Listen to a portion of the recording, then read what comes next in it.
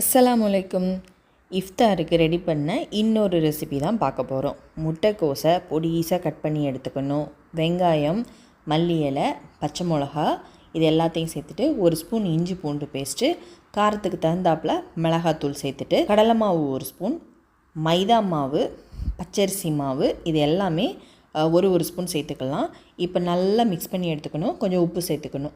இப்போ நல்லா உதிரியாக இருக்குது. அந்த டைமிங்கில் கொஞ்சமாக தண்ணி தெளிச்சிட்டு மறுபடியும் பிசைஞ்சு பார்த்துக்கணும்.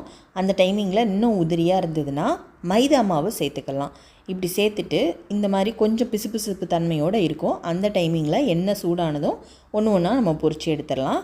அப்போ ரொம்ப கிறிஸ்பியாகவும் இருக்கும், அந்த உதிர்ந்து போகாமையும் இருக்கும். இது செய்கிறதுக்கு ரொம்ப நேரம் டைம் எடுத்துக்கல, அதே மாதிரி எண்ணெய் அதிகமாக குடிக்கல, நல்லா கிறிஸ்பியாக இருந்தது. கொஞ்சம் ரெடி பண்ணாலே இது நிறைய கிடைக்கும். இஃப்தார் டைமுக்கு ஏற்ற ஸ்நாக்குன்னு சொல்லலாம்.